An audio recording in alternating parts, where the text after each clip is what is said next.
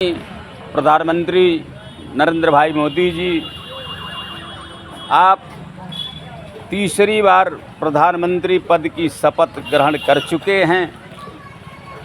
शपथ ग्रहण करने के बाद आपने 3 करोड़ गरीबों को मकान बनाने का ऐलान, वास्तव में बहुत बड़ा आपके द्वारा उठाया गया कदम है। मैं नंदलाल विद्रोही आपके इस कदम की सराहना करता हूं और साथ ही आग्रह करता हूं 13 करोड़ सहारा इंडिया परिवार के जमाकर्ता और 15 लाख सहारा इंडिया परिवार के कार्यकर्ता जिनके घर आज बचाने की बारी है। आप 3 करोड़ के घर बनवा रहे हैं, लेकिन ये 12 लाख लोगों के घर को भी बचा लीजिए, यह मौका आपके हाथ है। भगवान की असीम अनुकंपा है। आप कहते भी हैं पूरे हिंदुस्तान के लोग हमारे परिजन हैं, तो परिजन होने का दायित्व आप निभा दीजिए।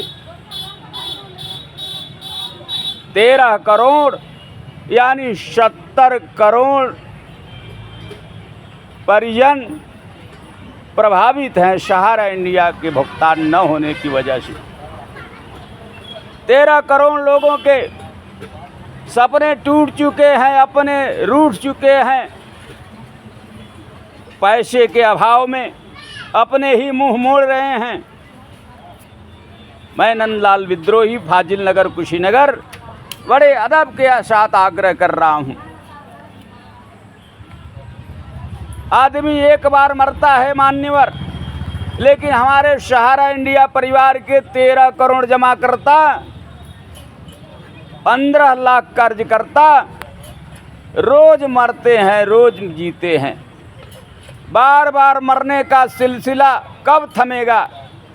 लाखों लोग मर चुके हैं, हजारों मौत के लाइन में लगे हुए हैं। महोदय, आज से 12 महीने पहले 2023 के जुलाई महीने में आपके गृह मंत्री, संजोग से आज भी वह गृह मंत्री के रूप में शपथ ले चुके हैं, सहकारिता विभाग भी उनको मिल चुका है। तो मैं आपको याद दिलाना चाहता हूं, आप कहते हैं सबका साथ, सबका विकास और विश्वास, तो विकास हुआ है। सबका साथ आप लेते हैं, सब लोग आपका साथ भी देते हैं, लेकिन विश्वास आप पर कोई कैसे करेगा जब आपके गृह मंत्री 12 महीने पहले घोषणा किए थे, जिसमें पहली घोषणा थी जो भी सहारा इंडिया परिवार का जमाकर्ता ऑनलाइन कराएगा 45 दिन में उसके खाते में बतौर ब्याज सहित 10,000 रुपया पहला किस्त आएगा। आज यह बात लगभग 10 महीने से ऊपर हो चुका है, आज तक एक पैसा भी नहीं आया, जबकि गृह मंत्री ने कहा था पाई पाई का हिसाब मैं ब्याज दे दूंगा, लौटा दूंगा। क्या आप पर विश्वास किया जाए? आप विश्वास करने लायक हैं? आप अपने से पूछिए। आज अभी चंद रोज पहले चुनाव हो रहा था लोकसभा का, तो आपके माननीय गृह मंत्री, वर्तमान में जो सहकारिता विभाग और गृह मंत्रालय मिला हुआ अमित शाह जी ने कहा 4 महीना और वक्त मांगा है। लगभग 3 महीने हो चुके, 1 महीना बचा हुआ है। क्या अब भी जब तीसरी बार आप प्रधानमंत्री के रूप में लोगों ने आप में भरोसा व्यक्त किया है, क्या आप लोगों के विश्वास को बहाल कर पाएंगे? क्या आपने कोई संकल्प लिया है? ठीक है, आप 3 करोड़ मकान बनाने जा रहे हैं, घर बनाने जा रहे हैं, लेकिन जिनके घर गिर चुके हैं, उनको बचाना आपकी प्राथमिकता में नहीं है। आप बार बार कहते हैं परिजन हैं पूरे हिंदुस्तान के लोग, तो क्या आपकी संवेदना मर गई है? दुख की घड़ी में अगर आप अपनी संवेदना 13 करोड़ जमाकर्ताओं की संवेदना से जोड़ देते तो हम में भी जान आ जाती। लोग रोज़ रोज़ मर रहे हैं, मरने से तो निजात मिल जाता, जमराज का आना इधर ख़त्म हो जाता कुछ दिनों के लिए। तो माननीय प्रधानमंत्री जी, काम बोलता है, वाणी केवल बकवास है। अगर वह आचरण में न उतरे तो आप अपने आचरण के व्याकरण अपने गृह मंत्री से कहिए। एनडीए की सरकार बन चुकी है, 4 महीना उन्होंने वायदा किया था, 3 महीने लगभग गुजर चुके हैं, 1 महीने में वह काम कर दें। जब काम बोलेगा तो मान्यवर आपको बोलना शेष नहीं रह पाएगा, आपको बोलना नहीं पड़ेगा, क्योंकि सफलता खुद चिल्लाकर बोलती है और जन जन जान जाएगा, लोगों की दुआएं बरसेंगी और वो आप काम कर जाएंगे, जीना प्रयास के कर जाएंगे, क्योंकि यह करोड़ों का काम है। जनतंत्र में जनता का वास होता है, जनतंत्र में जनता मालिक है और जनता में भगवान का वास होता है। जनता की आवाज़ भगवान की आवाज़ है, इसको अनसुना करके न तो आप अपना भला करेंगे मान्यवर और न देश हित में है। इसलिए कदम वह उठाया जाना चाहिए जो देश हित में हो, जो जनहित में हो, क्योंकि जनहित जनतंत्र की जान है।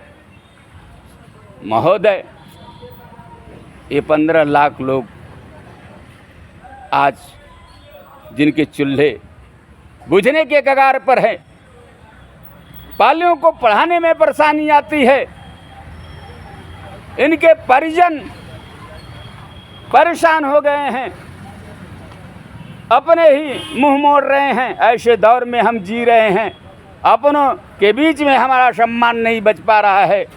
ऐसे में जब आप तीसरी बार ऐतिहासिक जीत हासिल करके तीसरी बार सरकार बना चुके हैं तो संकल्प लेने की ज़रूरत है कि 13 करोड़ सहारा इंडिया परिवार के जमाकर्ता जिनकी गाढ़ी कमाई सपनों के साथ कुछ सपने देखे थे, उस सपनों को साकार करने का वक्त आया तो सहारा से भी विवाद के पचड़े में इनके सपने और अपने सब जमींदोज हो गए, सब मिट्टी में मिल चुके हैं।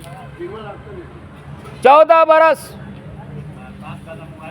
तारीखों में तारीख पर तारीख 14 बरस तारीखों में बट गया है और विश्व का विशालतम परिवार आज विनाश के कगार पर है। अंतिम सांसें गिन रहा है, इनको बचा लीजिए, ये आपकी जिम्मेदारी है महोदय। आप मन की बात करते हैं, हमारे भी मन की बात, हमारे दिल की बात को साकार करिए। जो हमारी वाणी निकल रही है, लोगों के लिए निकल रही है, इसे साकार करना आपका दायित्व है। भगवान की असीम अनुकंपा है। तुलसी बाबा ने लिखा है, जा सुराज प्रिय प्रजा दुखारी, सो नृप अवश्य नरक अधिकारी। ये बाबा ने लिखा है, तुलसी बाबा लिखते हैं। उस रामचरितमानस ग्रंथ से मैंने उद्धृत किया है, तो आप अपनी जिम्मेदारी से नहीं बच सकते हैं। आपके गृह मंत्री जिनकी घोषणा अब तक हवाई साबित हो रही हैं, उनको बुला करके कहिए कि वो काम करें, कि वह काम ही बोले और जन जन में बोले। 13 करोड़ लोग और उनके परिजन सब मिलाकर 70 करोड़ लोग बोलेंगे तो कोई इस ताकत को, इस बोली को रोक नहीं पाएगा। आपकी सफलता आपके कदम चूमेगी। इन्हीं शब्दों के साथ मैं नंदलाल विद्रोही एक और बात कहना चाहता हूँ। पोर्टल के चलते आपका पोर्टल जुलाई में लॉन्च हुआ था, लगभग 12 महीने हो चुके हैं, लेकिन अब तक साल भर का आप समीक्षा कर लीजिए। अगर यही स्पीड रही तो 100 साल में पोर्टल के माध्यम से भुगतान नहीं हो पाएगा। इसलिए नंदलाल विद्रोही का कहना है कि जो हमारे देश में 5000 शाखाएं अब भी हैं, उन शाखाओं के माध्यम से 15 लाख हमारे जमाकर्ता जो फील्ड में काम करते थे, दिन रात काम करते थे, सपना देखे थे सुखद भविष्य का, पालियों को पढ़ाने का, परिजनों को अच्छी तरह से जीने का जो उनका संकल्प था, आज सब टूटे हैं। उनको जो है बचा लीजिए। 3 करोड़ नहीं, आप 13 करोड़ बनाइए घर, लेकिन जो घर गिर रहा है उन्हें भी बचाइए। इन्हीं शब्दों के साथ मैं नंदलाल विद्रोही, फाजिल नगर कुछ